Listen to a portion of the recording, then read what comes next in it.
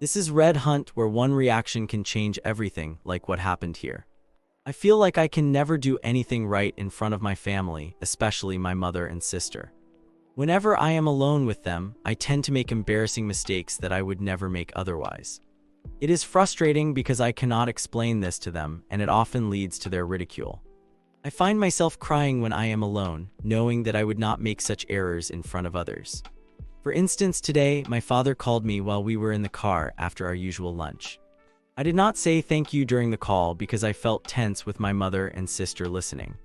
I also did not hear him properly and responded with what instead of pardon. After the call, they began to ridicule me, calling me an embarrassment. When I tried to change the topic, they started criticizing my father. I find it hypocritical that they try to teach me manners while speaking poorly about others in my presence. I always express my gratitude to my father for everything he does, even for driving me around. It feels as though I have a mental block when it comes to expressing my thanks in front of them. I often wait until they leave the car to say thank you. I cannot help but feel upset because I believe it is my fault for not being able to be myself around them. However, I also recognize that they do not create a welcoming environment for me to behave as I do with people who respect me. Whenever someone speaks to me in front of them, such as a family friend, I am preoccupied with what my mother and sister will think of me. If I do not make a mistake, I can imagine them thinking, at least she did not embarrass us today. This pressure demotivates me even further. I feel uncertain about what to do next. They refer to their comments as constructive criticism, and while I understand their perspective, it does not affect me positively. I wonder if I have some issue that makes me want to embarrass them specifically. I cannot wait 2 more years to leave this environment. I have already considered what their comments might be if I decide to leave. It seems that no one else in our country or in real life experiences similar issues with their families, which makes me feel dramatic. I often find myself defending my actions as if I am in a movie. For now, I feel powerless until I can leave them. I worry that these situations may escalate. How can I cope with this when I cannot choose my environment? I struggle with doing things correctly in their presence, regardless of how often they point out my mistakes. Interestingly, it is often external parties like my mother's friends, my father, my grandmother, and other relatives who defend me. I feel lost and unsure of what to say. Am I in the wrong for not coping well or for feeling overwhelmed? I apologize for the length of my story. Please feel free to skip any parts that are too much. It's wild how you're not responsible for this, right? Your family sounds really toxic, and honestly, it's no wonder you feel anxious around them. What they're doing isn't normal or okay, and you totally deserve better treatment. It's clear they just want to put you down, and their vibe isn't a reflection of you at all. I mean, therapy could be a good idea to help you deal with this and learn how to set some boundaries. Plus, your other relatives see what's going on, which really shows it's not just you. Remember, their negativity says way more about them than it does about you. So when they criticize you, just try to deal with it and move on. Over time, their words will feel a bit less heavy if you remind yourself that you're not the problem here. Stay strong, OP. Am I the jerk for paying my child's school fees? I pay 50% of our child's private school fees directly to the other parent. Recently, the other parent has expressed strong negative feelings toward me. They have stated that we are not friends, that they hate me, and that they find my portrayal of myself to be unacceptable. They also requested that I only contact them regarding matters directly related to our child. This sudden outburst was unexpected, and I am unsure of its origin. The only possibility I can think of is that they heard about our child's outfit for my upcoming wedding. I have not spoken to the other parent since that incident, and it will take a long time for me to rebuild trust and be on the same page with them again. For the past 8 years, we have been civil and have had very few issues. We have organized joint birthday parties for our child and welcomed each other into our homes. We have always prioritized our child's well-being. Both of us have moved on and started new relationships. The other parent experienced a breakup a few years ago but is now in a new partnership, while I am preparing for my wedding in a few months. Despite some rude comments from the other parent about myself and my fiancé, I have generally remained tolerant and focused on moving forward. School fees are due next week, and I do not want to give the other parent my money. To ensure that my share of the fees is documented correctly, I have paid directly to the school using the payment details on the invoice. The other parent has claimed that my decision has negatively impacted their educational loans and finances, which I was unaware of.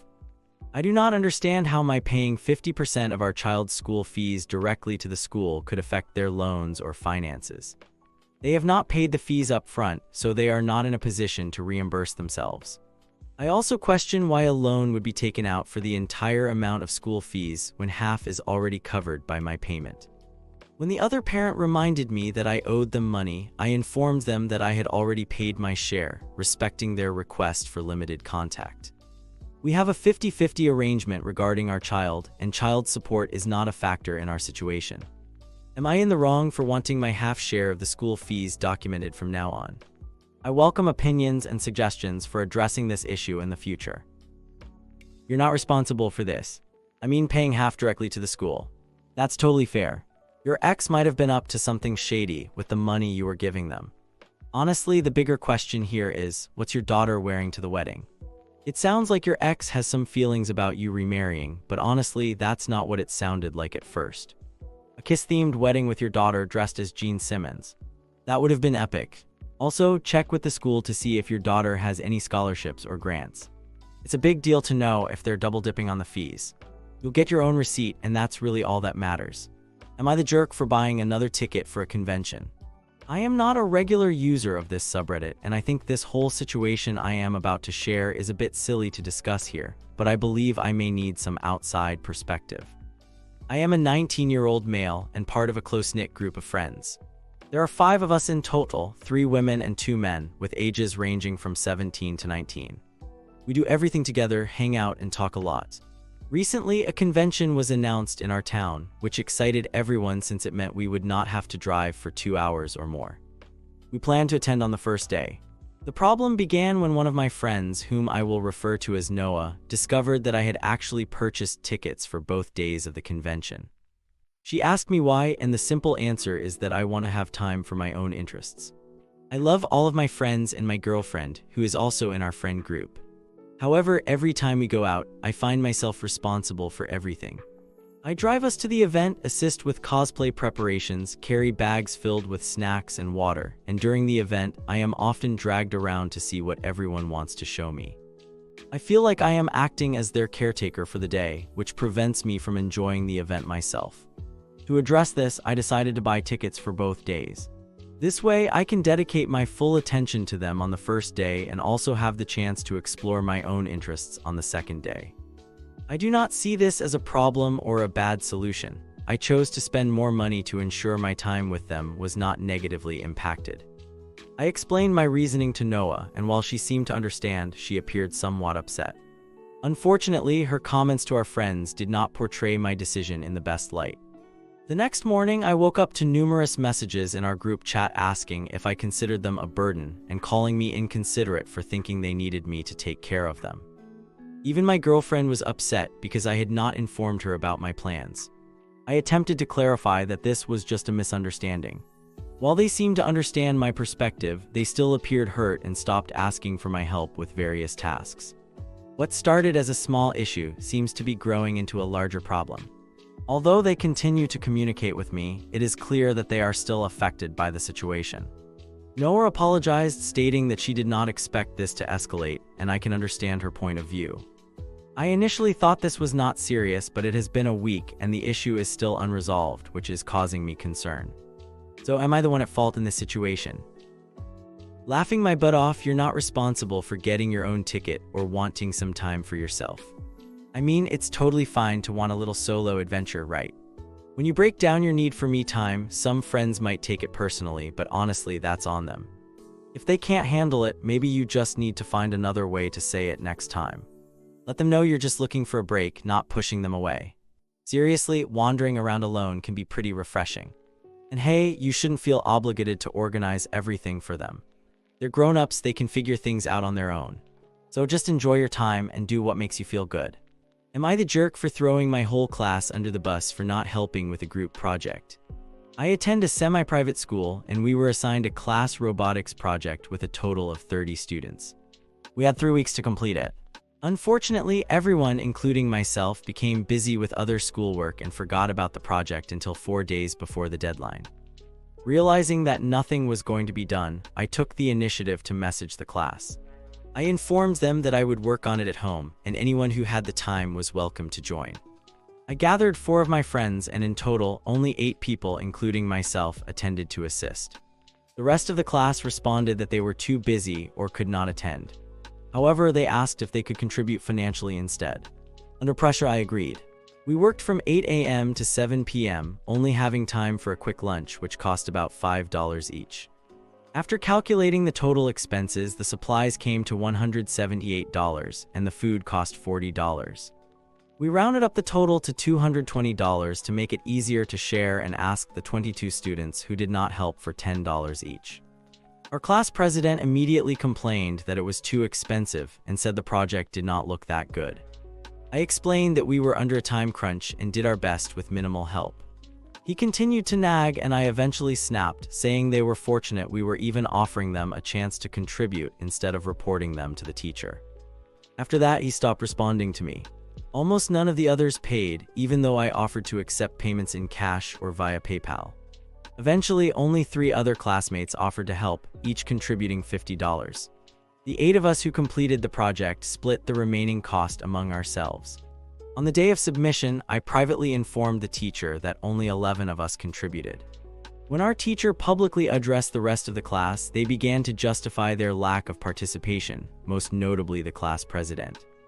He insisted that I never told them they could simply donate money. However, I had proof, including receipts of him volunteering to buy supplies because his grandmother was in the hospital. I also had evidence that he was actually at the mall instead. Our teacher took our side. The other 19 students failed the project and likely lost their chance to make it onto the honor roll. Now they are all calling me a bad person for ruining their chances and sending me hurtful messages. I feel like I did what was right, but I wonder if I went too far. Bruh, you're definitely not responsible for this. I mean, this whole project setup seems off right. If it was a class project, why was it done outside of class? It's pretty wild that students are expected to fund their own materials like that.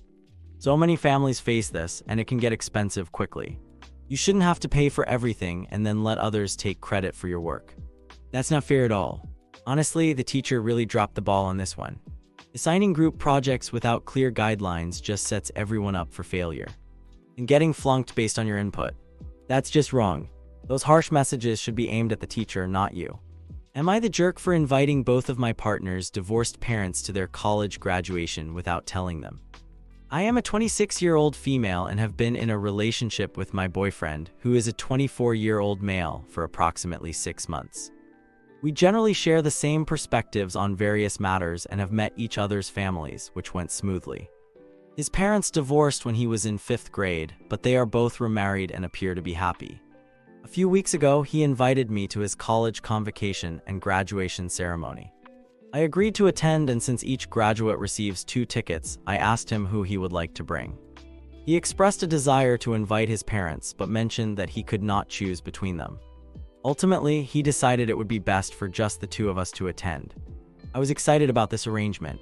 Recently, during dinner at his mother's house, she inquired about his graduation. My boyfriend inaccurately stated that he had received only 1 extra ticket, which he had already given to me. His mother appeared upset, and I felt guilty about the lie and the ticket he was not offering her. Given that I had only been in his life for 6 months and this was a significant event for him, I wanted his mother to be present. Although my boyfriend has not shared much about his parents' current interactions since their divorce, this situation made me wonder if they could both attend the graduation and maintain civility. After reflecting on this for several days, I reached out to my boyfriend's mother without informing him. I explained the situation and asked if she would feel comfortable attending the celebration with her ex-husband. She was enthusiastic about the idea. I also contacted his father, who agreed to participate. I genuinely believed my boyfriend would appreciate the surprise of having both of his parents present. The graduation ceremony took place a few days ago, and I arranged for his parents to meet him at the front entrance by texting him that I had arrived. I was thrilled that we were all in on the surprise. However, 10 minutes into the ceremony, my phone began to receive numerous messages from my boyfriend, asking where I was and why I had given away my ticket. I responded that I thought it would be wonderful for both of his parents to be there. He was very upset. He emphasized that he specifically did not want them present and had invited me instead. I felt heartbroken and apologized, but I began to question whether I had acted inappropriately by deceiving him. He expressed that I had broken his trust, created an awkward situation, and made him upset because seeing his parents together caused him distress instead of joy. While I understand my intentions were good, I believe he is being overly sensitive about a situation that could have been a positive family moment. Over the past week, he has been distant despite my efforts to improve the situation. I regret hurting him, but when I asked his parents about the event, they mentioned it was enjoyable. This leads me to think that his reaction may stem from unresolved feelings about his parents' divorce from when he was in 5th grade. Honestly, it's wild how you didn't do the right thing. I mean, it really wasn't your place to decide how he should handle his family. Even if you thought it was a good idea, it was his day, not yours. You should have supported him instead of trying to pull a power move in the mess. And you don't really know the full story behind his divorce or how it affects him. If lying to his mom bothered you, you could have just talked to him about it instead of making that choice for him. Relationships take time, and 6 months isn't really long enough to understand someone else's family dynamics. It's honestly best to let him lead when it comes to his own family. You might have meant well, but it's a big deal to respect his feelings and decisions. Overall, just give him the space to handle things his way. Am I the jerk for leaving an honest review? A friend has lived on rented property for decades. She and her father had planted a tree together before his death years ago.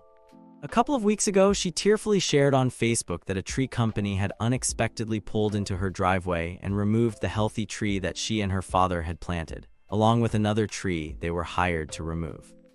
Her tree was described as in the way. She mentioned that the workers were insulting and threatening, yelling at her while she was crying hysterically, and threatening to call the police if she got in their way. I was appalled and mentioned the incident in an online review of the company, without including any names or specific locations. I did not go into detail about the threats, but suggested they try being kinder, as they did not sound like the wonderful people portrayed in other customer reviews. I attempted to make the review somewhat humorous by mentioning the Lorax, and I stuck to the truth as it was told to me. I did not claim personal experience, but stated it was a friend who had experienced this situation. She is an older friend, and I was uncertain about how capable she would be of reviewing them herself, especially since she was so upset and scared. He tends to become intimidated in such situations. Today, she called me saying her landlord and the tree company were there, threatening her and claiming they were going to call the police and have us both arrested. I tried to have a conversation, but they kept interrupting and screaming at me to take down the review. It was during working hours and the situation became very stressful, so I ultimately caved and removed the review. I attempted to explain this to them, but they could not hear me over their yelling, so I hung up. They called back twice. I let the first call go to voicemail, hoping they would cool off. I tried texting, but the phone number would not accept a text. They left a long, rambling voicemail and then called again. I answered, yelling back, I deleted it. Clear your cache. That was the only time I raised my voice. They continued to scream, so I blocked them. This is not the first time her situation has interrupted my work. My son said he recorded the call. I had them on speaker and he could hear it from the next room. He mentioned that their threats were baseless. I fear for her health, but now feel there is nothing I can do. I was hoping the company might improve its customer service. I did not know if the higher-ups were aware of what had happened in the field. Am I the wrong person for hanging up and blocking my now former friend? I have been leaving honest reviews for decades and have never had anyone scream at me, let alone threaten me. Some companies have offered support when I have been disappointed. I have acknowledged their efforts and improved my ratings. I felt progress was made and communication facilitated through previous reviews, but this experience has left me feeling that those days are gone. So let me get this straight. Your friend planted a tree on a rental property without even asking the landlord first. And then you decided to leave a bad review for the tree removal company just because your friend was feeling some type of way. I mean, that's a bit much, right? Honestly, you really shouldn't be stepping in like that, especially since you didn't even see the service yourself. It sounds like this isn't the first time her drama has affected you, and that can't be good for your peace of mind. Maybe it's time to put some distance between you two. I mean, she and her dad shouldn't expect to pull off some power move over a tree they didn't even get permission to plant. The tree company was just doing their job based on the owner's order. They had every right to remove that tree. So yeah, you didn't really do the right thing by jumping in and leaving that review. Thanks for watching. When you subscribe, make sure to hit the bell to turn on notifications so you never miss a video. To finish listening to all the stories, check out the playlist in the description.